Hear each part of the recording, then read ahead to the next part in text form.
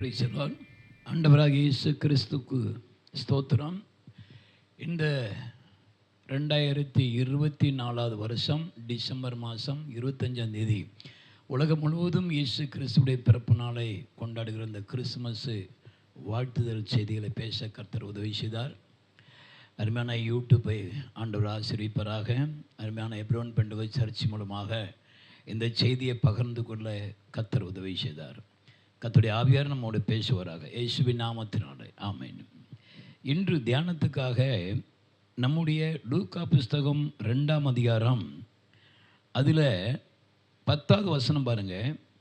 தேவதூதன் அவர்களை நோக்கி, பயப்படாதிருங்கள், இதோ எல்லா ஜனத்துக்கும் மிகுந்த சந்தோஷத்தை உண்டாக்கும் நற்செய்தியை உங்களுக்கு அறிவிக்கிறேன். நற்செய்தி என்றால் நல்ல செய்தி.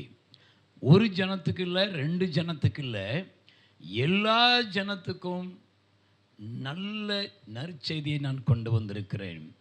இந்த பூமியில் ஒவ்வொரு ஜாதிக்கு ஒரு செய்தி, ஒவ்வொரு ஜனத்துக்கு ஒரு துணிமணி, ஒரு வாழ்க்கை, குடும்பம், ஊர் ஜனங்கள். ஆனால் வேதத்தில் பார்த்தா எல்லா ஜனம் என்று எழுதப்பட்டிருக்கிறது. எல்லா ஜனத்துக்கும் மிகுந்த சந்தோஷத்தை உண்டாக்கும் நற்செய்தியை உங்களுக்கு அறிவிக்கிறேன். அவங்களுக்கு ஒரு சந்தோஷத்தை கொடுக்கிற செய்தி. வசனத்தில் என்ன சொல்லப்பட்டிருக்கிறது? அவர் பிறப்பின் மித்தம் உனக்கு சந்தோஷம், அவர் பிறப்பின் மித்தம் அனைவருக்கு சந்தோஷம். லூக்கா 1:14. ஆண்டவர் இந்த பூமியில் யார், அவர் என்ன சந்தோஷத்தை கொடுக்க வந்தார்? இந்த பூமியில் மனுஷன் தேவனை விட்டு விலகி போயிட்டான். தேவனை விட்டு விலகி தன்னுடைய வாழ்க்கையில் உள்ள நடக்கிற ஒவ்வொரு சம்பவத்தையும் நினைத்து நினைத்து ஒருவன் சோர்ந்து போகிறான், ஒருவன் விழுந்து போகிறான், ஒருவன் தேவன் இல்லை என்று சொல்லுகிறான். இது ஒவ்வொருடைய மனுஷனுடைய வாழ்க்கையில் நடக்கிறது. ஆனால் அந்த துக்கத்தில் கிடக்கிறவனை ஆண்டவர் பார்த்து சொல்கிறார், உனக்கு சந்தோஷம். கடனில் கிடக்கிறவனை பார்த்து சொல்கிறார், உனக்கு சந்தோஷம். வியாதியில் கிடக்கிறவனை பார்த்து சொல்கிறார், உனக்கு சந்தோஷம். பாவத்துக்கு மேலே பாவம் செஞ்சு பாவத்திற்கு அடிமையாக இருக்கிற அவனுக்கு இயேசு கிறிஸ்து ஒரு சந்தோஷம். எல்லா ஜனத்துக்குள்ள ஒரு சந்தோஷத்தை தேவனாகிய கர்த்தர் இயேசு கிறிஸ்து அந்த உருவத்தில் இந்த பூமியில் வந்திருக்கிறார். அவர் மனுஷனுடைய உருவத்தில் வந்திருக்கிறார். காரணம் என்ன? மனுஷனை விடுவிக்க. அவர் ஜனத்தை தான் விடுவிக்க வந்தார். ஒரு மிருகத்தையோ பறவைகளையோ மற்றதையோ கிடையாது. ஏன்னா அவங்களுக்குள்ள ஆத்மா கிடையாது. அவங்க நரகம் என்னது, பரலோகம் என்னது, பாவம்னா என்னது, அது அவங்களுக்கு தெரியாது அவங்களுக்கு. ஆனால் ஆண்டவர் தம்முடைய சாயலாக படைக்கப்பட்ட இந்த மனுஷன் நம்முடைய கையை விட்டு விலகி போயிட்டானே என்று சொல்லி அவனை மறுபடியும் அரவணைக்க, அவனை மறுபடியும் சேர்த்துக்கொள்ள ஆண்டவர் இயேசு கிறிஸ்து இந்த பூமியில் பிறந்தார். ஆண்டவர் இந்த பூமியில் வரும்போது எல்லா மனுஷனும் தேவனுடைய மகிமையை இழந்து கெட்டு போனார்கள். நன்மை செய்கிறவன் இல்லை, ஒருவனாகிலும் இல்லை. இயேசு கிறிஸ்து அந்த இருளில் இருக்கிற ஜனங்கள், அந்த பாவத்துக்கு அடிமையாக இருக்கிற ஜனங்கள், அவங்களை விடுவிக்க இயேசு கிறிஸ்து வந்திருக்கிறார். அவர் வந்த நாளிலே தேவதூதன் சொல்கிறார், அவர்களை நோக்கி, பயப்படாதிருங்கள். நீங்கள் பயப்படக்கூடாது. ஐயோ அந்த வியாதியில் செத்துருவேனே அப்படின்னு பயப்படக்கூடாது. ஏன்னா அந்த வியாதியை நீக்கி அதில் குணமாக்க தேவனுடைய வரம் பெற்றவர் தேவகுமாரன் இயேசு கிறிஸ்து நமக்கு பிறந்திருக்கிறார். நீங்கள் இந்த வசனத்தை நம்ம பார்க்கலாம். மத்தேயு புஸ்தகம் 8ஆம் அதிகாரத்தில் ஒரு வசனம் இருக்கிறது. வசனம் மத்தேயு 8ஆம் அதிகாரத்தில் பார்க்கும்போது அது எதற்கு? அவர் மலையில் இருந்து இறங்கின போது திரளான ஜனங்கள் அவருக்கு பின் சென்றார்கள். திரளான ஜனங்கள்னால் யார்? கிறிஸ்தவனா, இந்துவா, முஸ்லிமா? கிடையாது. எல்லா ஜனத்துக்கும், உலகத்தில் உள்ள எல்லா ஜனத்துக்கும், காஷ்மீர்லேருந்து கன்னியாகுமரி வர நம்ம இந்தியாவுக்குள்ளே இருக்கிற அத்தனை ஜனத்துக்காக இயேசு கிறிஸ்து இந்த மலையில் அவர் தனிமையாக ஜெபம் பண்ணுறார். ஏன்? அவர் தேவகுமாரன் தானே. பரிசுத்தாவி அவனுக்கு பரிசுத்தாவியில் பிறந்திருக்கிறார். அவர் ஏன் ஜெபம் பண்ணணும்? மனுஷ உருவத்தில் இருக்கிற நம்ம எல்லாரும் ஜெபம் பண்ணணும் அப்படிங்கிறத தேவன் நமக்கு சொல்லிக் கொடுத்துருக்கிறார். இந்த பூமியில் காலையில் என்னை தேடுகிறவன் கண்டடைவான் என்று சொல்லியிருக்கிறார். சோர்ந்து போகாமல் ஜெபம் பண்ணுங்கள் என்று சொல்லியிருக்கிறார். ஆண்டவர் ஜெபிக்கிறதற்கு 2 முனிவர்கள் ஒருமனப்பட்டு இந்த பூமியில் யார் ஜெபிக்கிறார்களோ அவர்கள் மத்தியில் தேவன் இறங்கி கிரியை செய்கிறார். ஜெபம் இயேசு கிறிஸ்து சொல்லிக் கொடுத்த ஒரு ஜெபம். யார் ஜெபம் பண்ணுறாங்களோ அவங்களுக்கு பயம் வராது. ஆமாம், ஜெபிக்கிறவங்களை கண்ட பேய் பயப்படும். ஜெபம் இல்லாத ஒரு வாழ்க்கை, கூரை இல்லாத ஒரு வீடு.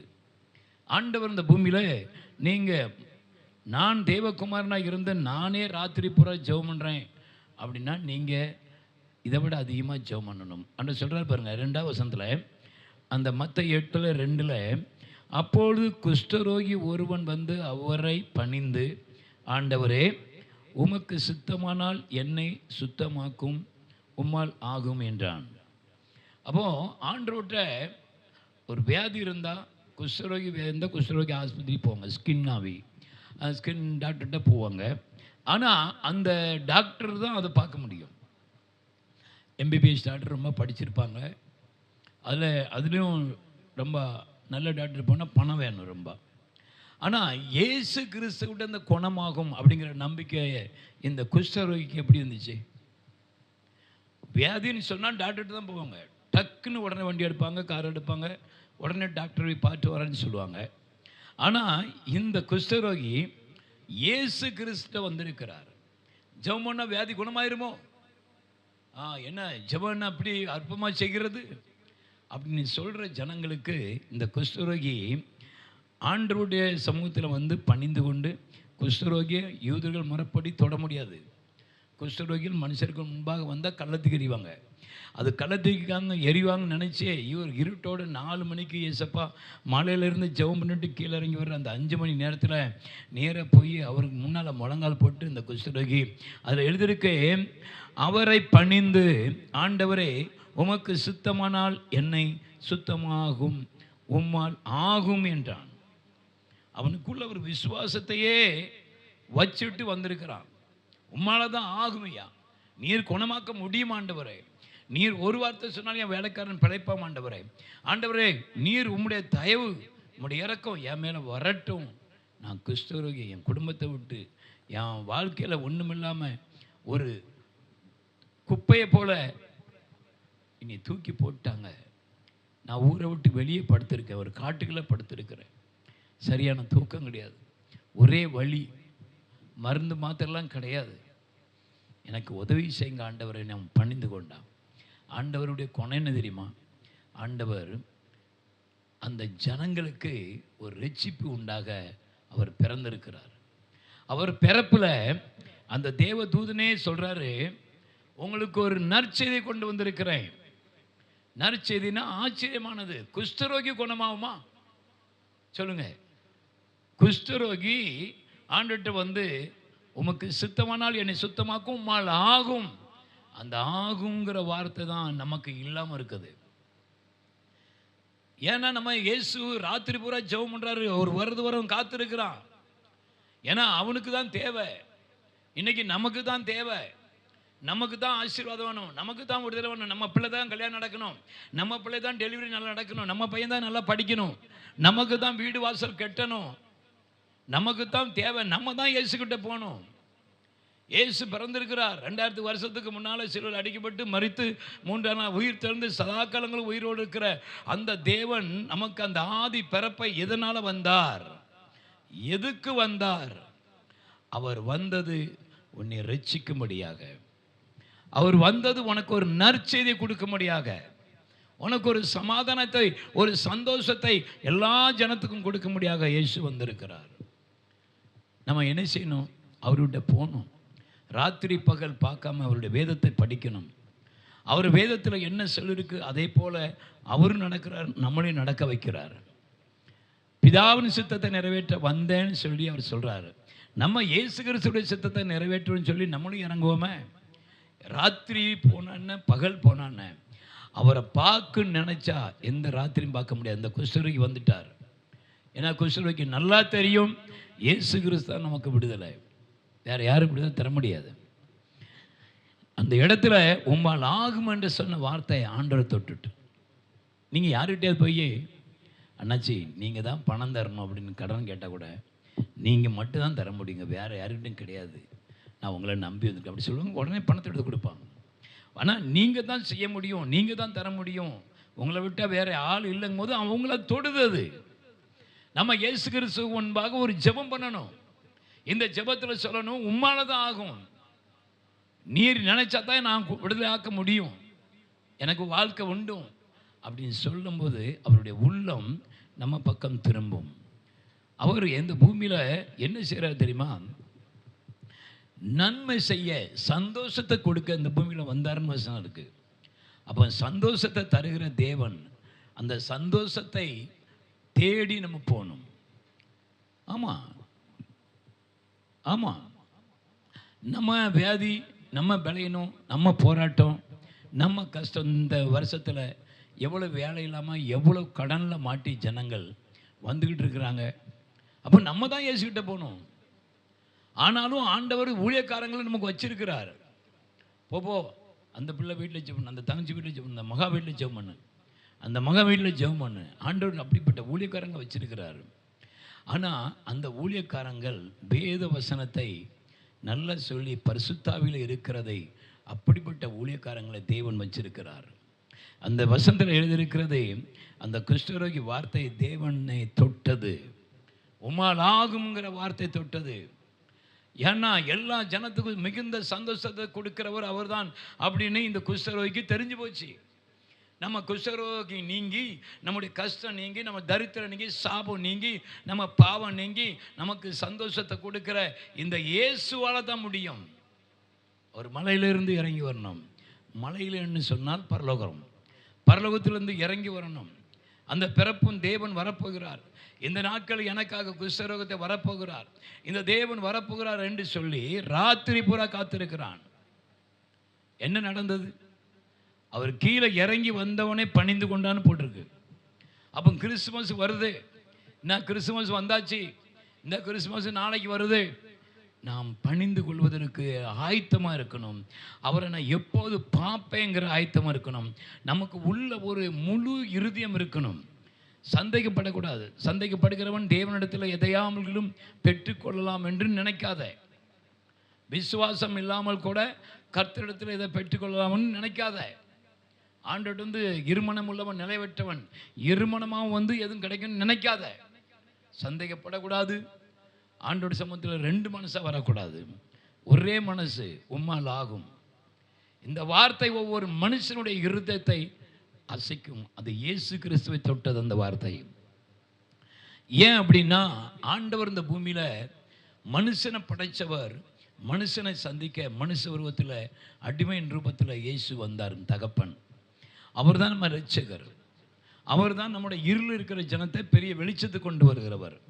அவர் வியாதி குஷ்டரோகியில் காட்டில் கிடக்கிற அந்த மலைகள் குகைகளில் மரத்துக்குள்ளே அந்த நம்ம வாழ்க்கை தான் அப்படின்னு எப்படி சாகிறது அப்படின்னு நினச்சிட்டு இருக்க அந்த இருளில் இருக்கிற அந்த ஜனத்தை வெளியே கொண்டு வர, வெளிச்சத்துக்கு கொண்டு வர, உனக்கு சந்தோஷத்தை கொண்டு வர இந்த இயேசு நமக்கு பிறந்திருக்கிறார். இந்த இயேசுடைய பிறப்பு ரொம்ப ஆச்சரியம். ஏன்னா இவர் பிறப்பின் மித்தம் உனக்கு சந்தோஷம். முதல்ல தாய் தகப்பனுக்கு, அவர் பிறப்பின் மித்தம் அநேகருக்கு சந்தோஷம். அதனால தான் அவர் சொல்கிறார், எல்லா ஜனத்துக்கும் மிகுந்த சந்தோஷத்தை உண்டாக்க ஒரு நற்செய்தியை நான் உங்களுக்கு அறிவிக்க வந்திருக்கிறேன். அந்த தேவதூதன் அழகாக பேசியிருக்கிறார். அந்த இருள் இருக்கிற அந்த குஷ்டரோகி தன்னுடைய குடும்பத்தை விட்டுட்டு தனியாக வாழ்கிற ஒரு மிருகத்தோடு கூட காட்டுகளில், மலைகளில், குகைகளில் வாழ்கிற, மழை தண்ணி வந்தாலும் சரி, வெயில் வந்தாலும் சரி, அதே காட்டுகளை, ஏன்னா ஊருக்குள்ளே வந்தால் கல்லெறிஞ்சு கொண்டுபிடுவாங்க, கல்லை எரிஞ்சிருவாங்க செத்தாம அதோட. ஆனால் இந்த வேதத்தினுடைய வசனம் என்ன இருக்கிறதே, 3வது வசனத்தில், இயேசு தமது கையை நீட்டி அவனை தொட்டு. அல்லேலூயா! ஆண்டவருடைய பிள்ளைகளே, தேவனுடைய ஒரு நற்செய்தி, ஒரு மிகுந்த சந்தோஷம். என் ஆண்டவர் இயேசு, இந்த இயேசுக்குள்ள ஒரு அன்பு இருக்கிறது. என்ன அன்பு தெரியுமா? குஷ்டரோகியாக இருந்தாலும் தொடுகிற ஒரு அன்பு, தொடுகிற ஒரு அன்பு. நம்ம இன்னைக்கு நிறைய பேர் குடிச்சிட்டு கீழே வந்தால் கூட காலை கொண்டு தட்டிட்டு போவாங்க, செத்தவன் செத்து கிடக்கான் அப்படின்ட்டு போவாங்க. யாராவது நீங்கள் கடனில் இருந்தால் கூட பிறந்த அண்ணனோ கூட பிறந்த தங்கச்சியோ அக்காவோ அண்ணியாரோ மாமியாரோ சித்தப்பாவோ வரமாட்டாங்க. எங்கே அவனே கடனில் கிடக்கான், நான் போய் அவன்கிட்ட பேசும்போது அவன் என்கிட்ட வேற கடன் கேட்டுருவான் அப்படின்னு சொல்லி வரமாட்டாங்க. ஆனால் ஆபத்தில் என்னென்னைக்கு கூப்பிடு, நான் உன்னை விடுவிப்பேன், நீ என்னை மகிமைப்படுத்துவா என்று சொல்லி ஆண்டவர் சொல்லியிருக்கிறார். அந்த தெய்வம் நமக்கு சங்கீதம் 91 கொடுத்துருக்கிறார் அந்த வார்த்தையை. இன்றைக்கும் அவர் நமக்கு சொல்கிறாரு, அவர் சொல்கிறாரு, கையை நீட்டி அவனை தொட்டு. குஷ்டரோகியை தொட முடியாதுங்க. குஷ்டரோகி யார் தெரியுமா? செத்த பாடி மாதிரி. நான் கூட ஒரு இதுக்கு போயிருந்தேன், தாராவிக்கு போயிருந்தேன். லேபர்கம் ரோட்டில் ஒரு குஷ்டரோகி, ஒரு அம்மா உட்காந்துருக்குறாங்க, ஒரு ஐயா தள்ளுறாரு. 2 பேருமே குஷ்டரோகி தான். அப்போது எங்கள் ஊரில் இருந்து ஒரு ஃபேமிலி வந்திருந்தாங்க. அந்த ஃபேமிலியில் அந்த அம்மா வந்து அந்த பக்கம் நடந்துக்கிட்டு இருக்காங்க அந்த ஃபேமிலி. அப்போ நான் வந்து என்ன செஞ்சேன், குஷ்டரோகி நான் எப்போவுமே யாரை பார்த்தாலும் ஒரு ஒரு பிச்சை காசு போட்டால் கூட அவங்களுக்கு வடபாவு வாங்க இது உதவுமா, 2 ரூபா 5 ரூபாயில் ஒரு சாமானும் கிடைக்காதுன்னு சொல்லி நான் ஒரு 10 ரூபா எடுத்தேன். அந்த நேரத்தில் 10 ரூபா எடுத்து, அந்த 10 ரூபாய்க்கு வடபாவு கிடைக்கும். ஆனால் அந்த 10 ரூபா எடுத்து அந்த குஷ்டரோகி அம்மா கையில், அந்த அம்மா வாங்க போகிறாங்க. எங்கள் ஊர்லேருந்து வந்தவங்க அந்த அம்மா டக்குன்னு பிடுங்கிட்டாங்க. பிடுங்கி என்ன சொன்னாங்க தெரியுமா? நீ என்ன பெரிய பணக்காரனாயிட்டியோ, அவருக்கு ஒரு 50 பைசா போட தெரியாது, 10 ரூபா கழுத்தி கொடுக்க அப்படின்னு சொல்லி அவங்க அம்மா வாங்கிட்டாங்க. எங்கள் தெரிஞ்சவங்க தான். நான் மனசு ரொம்ப உடஞ்சிட்டேன். ஆண்டவரே, இந்த அம்மாவுக்கு நான் ஒரு 10 ரூபா கொடுக்கறதுக்குள்ளே இவ்வளவு கொடுக்கக்கூடாதுன்னு சொல்லி தடை பண்ணுறாங்களே. நீங்கள் இந்த குஷ்டரோகி தொட்டிங்களே ஏசப்பா, தொட்டுங்களே. நீ எவ்வளோ பெரிய தேவனாக இருக்கணும். நீங்கள் தொட்டு அந்த இடத்துல சொல்கிறீங்க, அவனை தொட்டு எனக்கு சித்தம் உண்டு சுத்தமாக என்றார். சித்தம் உண்டு, நீ சுத்தமாகிறதான் எனக்கு விருப்பம்.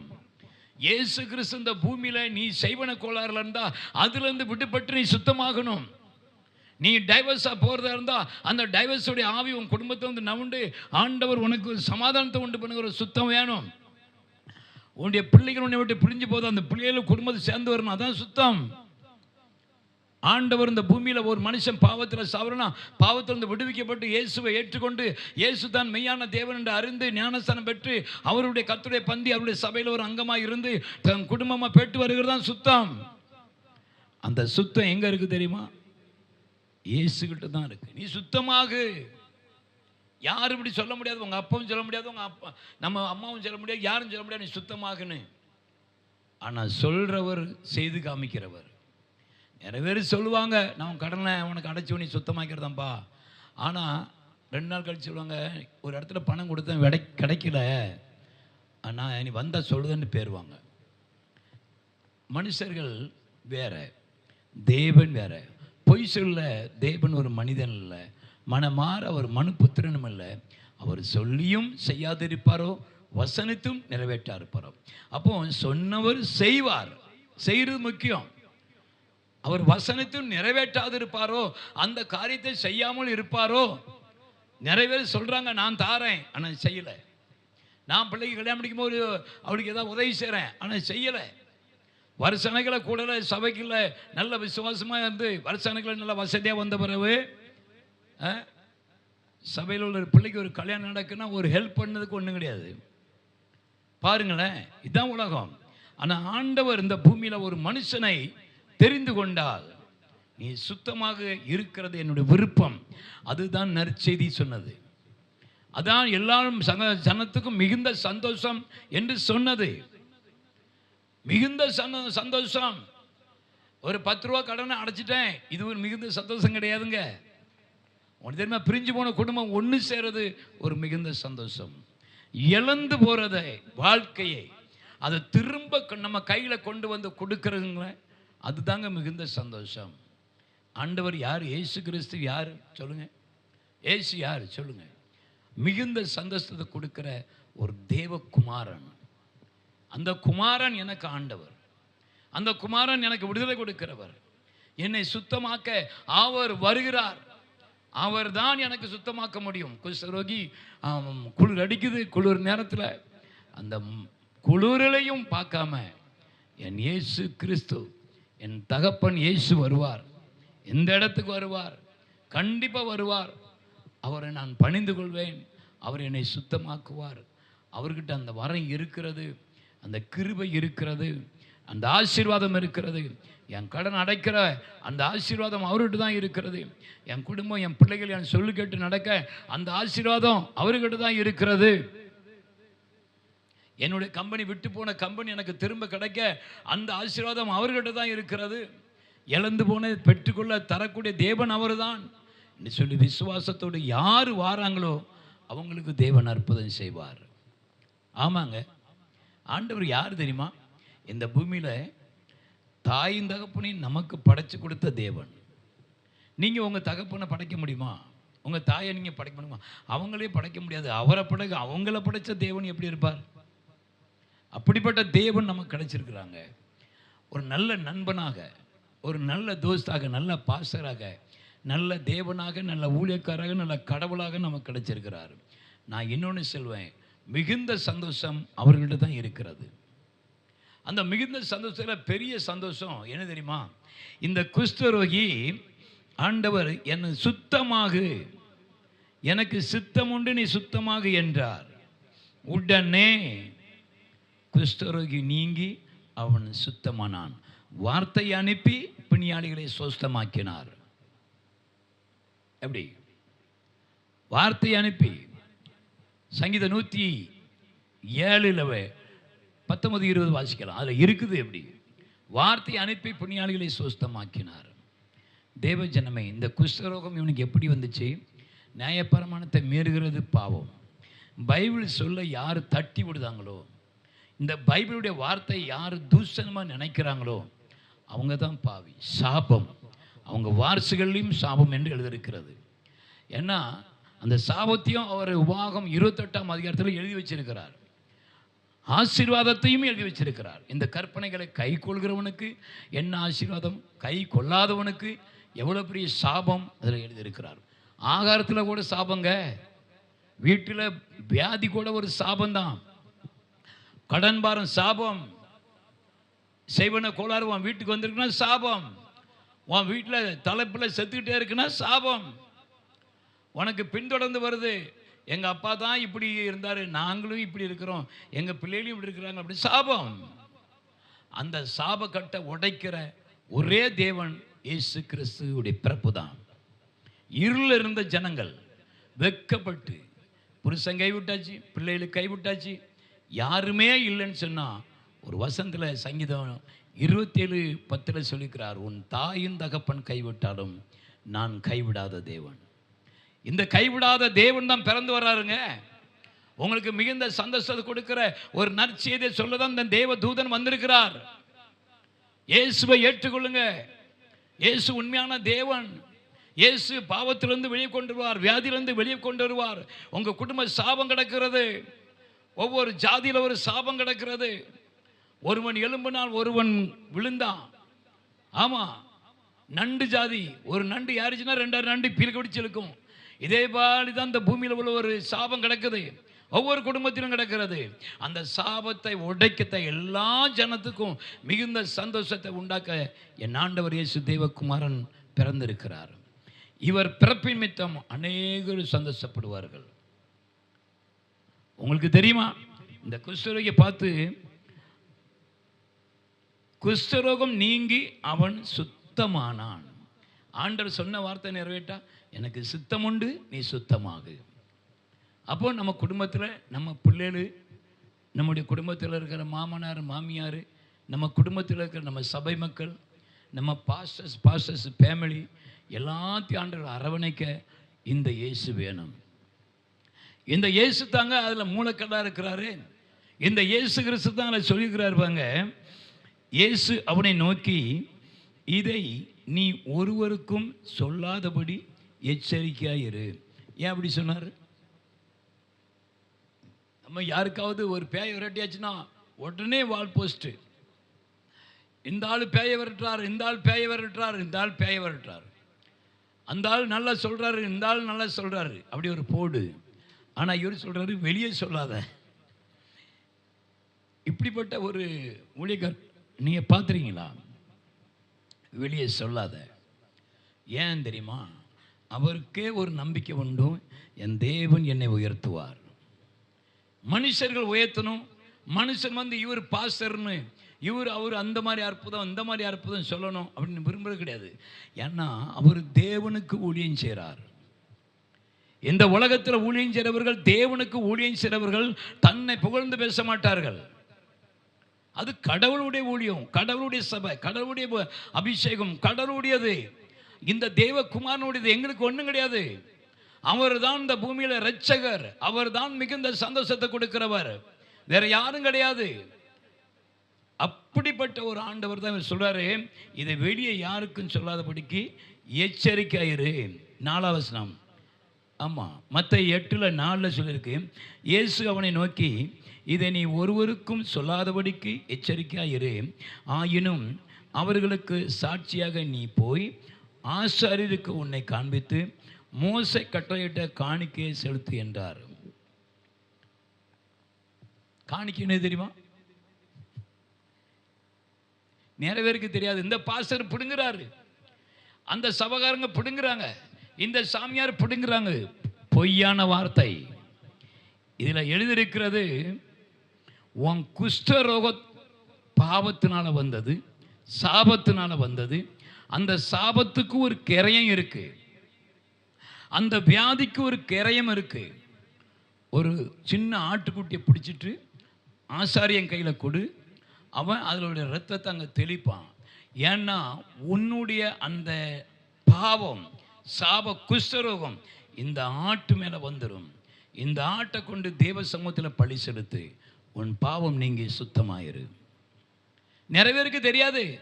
காணிக்க ஒவ்வொரு வீட்டில் உள்ள சாபம், காணிக்க ஒவ்வொரு வீட்டில் உள்ள பாவம், ஒவ்வொரு வீட்டில் உள்ள மந்திரத்தினுடைய வியாதி. அதுதாங்க இந்த காணிக்க.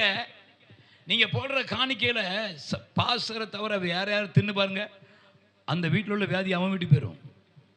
பாசருக்கு மட்டும்தான் செமிக்கும், ஜீரணமாகும். வேற யாராவது அந்த காணிக்கை சாப்பிட்டாங்க திருடி, அதில் உள்ள வியாதியெல்லாம் அவன் வீட்டுக்கு திரும்பிடும். ஆமாம், அதனால தான் ஆண்டவர் நற்செய்தி அறிவிக்க வந்தார். நீ கடவுளுக்கு பயப்படுகிறவனாக இருந்தால் உன் காணிக்கை செலுத்திரு. ஏன்னா நீ வியாதி குணமாக இருக்க, நீ பொல்லாத பிசாசுகளிலிருந்து விடுதலை பெற்றிருக்கிற, நீ அந்த மந்திர சக்தியிலிருந்து விடுதலை பெற்றிருக்கிற, ஒரு பெரிய போராட்டத்திலிருந்து கடன்லேருந்து விடுதலை பெற்றிருக்கிற. கடன் ஒரு ஆவி தெரியுமா? கடன் தூக்கு போட்டு சாக வச்சிரும். வட்டி கட்ட முடியல, வட்டி தெரியலன்னா உன் வீட்டை காலி பண்ணு, லோன் கட்டலைன்னா வீட்டை காலி பண்ணு, தூக்கு போட வச்சிரும். ஆனால் அது கூட ஒரு ஆவி தான், அதுலேருந்து விடுதலை கொடுக்கிறவர் என் ஆண்டவர். அதனால தான் காணிக்க.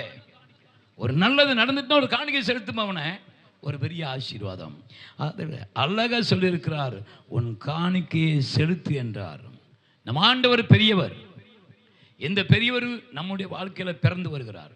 நான் மறுபடியும் சொல்லுகிறேன், இந்த குஷ்டரோகி எப்போ குணமானானோ அன்னைக்கு தான் அவனுக்கு கிறிஸ்துமஸ். உங்க வீட்டில் உள்ள நோய் நொடிகள், கஷ்டங்கள், பாடுகள் என்னைக்கு விடுதலை ஆகிறதோ அன்னைக்கு தாங்க நீங்க கிறிஸ்துமஸே.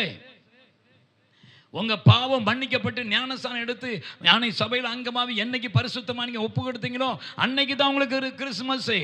சாராயத்தை பிடிச்சிருந்தா உனக்கு கிறிஸ்துமஸ் கிடையாது.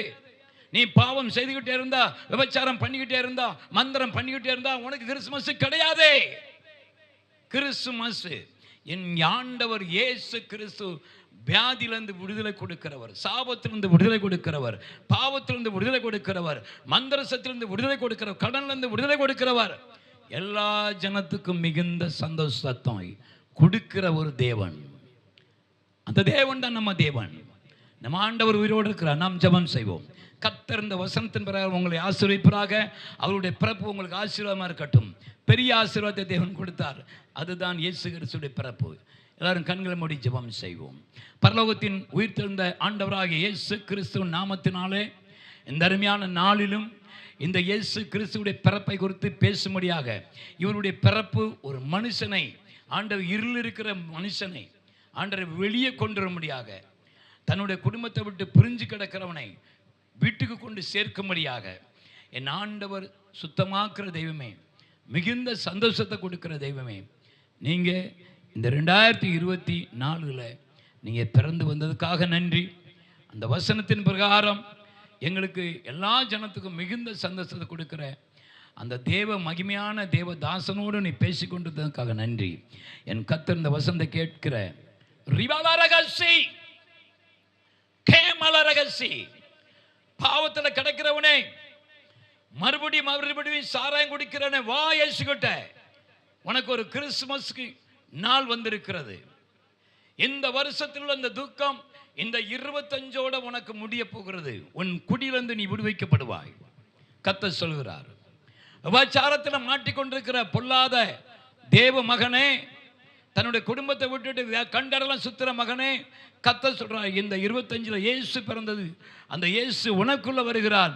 இந்த 25க்கு பிறகு உனக்கு அந்த ஆவி உன் உடம்புல இருக்காது. கர்த்தர் விடுதலை கொடுக்கிறார். கடனில் வாழ்க்கை பூரா கடனில் போய்கிட்டு இருக்க, வட்டியில் பணம் கொடுத்துட்டு இருக்க மகளே, 30 லட்சத்துக்கு மேலே கடனை கொடுத்து வேதனைப்படுகிற மகளே, பரிசுத்த அந்த கடன் ஆவி எரிஞ்சு விழுகிறது. அந்த வட்டியின் ஆவி எரிஞ்சு விழுகிறது. நீ பயப்பட வேண்டாம். பிரிந்து போன குடும்பம் ஒன்று சேரப்போகிறது. நம்பு, கர்த்தர் பேசுகிறார். உன் ஆண்டவர் இந்த வேத வசனத்தை நீ கேட்கும் போது இந்த வசனம் உனக்குள்ள கிரிச்சது.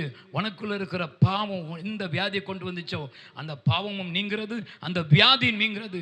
இயேசுவின் நாமத்தினால் நீ சுத்தமாகிறாய். கர்த்தர் உன் வீட்டுக்குள்ளே இறங்கிட்டார். கர்த்தர் உன் வேலையில் இறங்கிட்டார். கர்த்தர் உன் உடம்புக்குள்ளே இறங்கிட்டார்.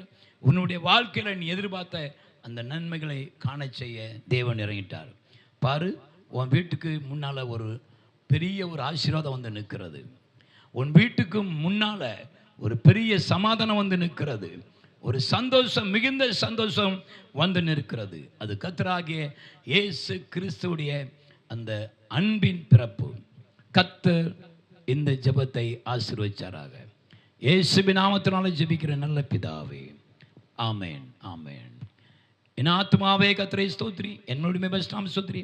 என் ஆத்துமாவே கர்த்தரை ஸ்தோத்திரி, கர்த்தர் செய்த சகல போராளி மறவாதே. ஆமேன், ஆமேன், ஆமேன். God bless you. Happy Christmas. God bless you. Amen, amen.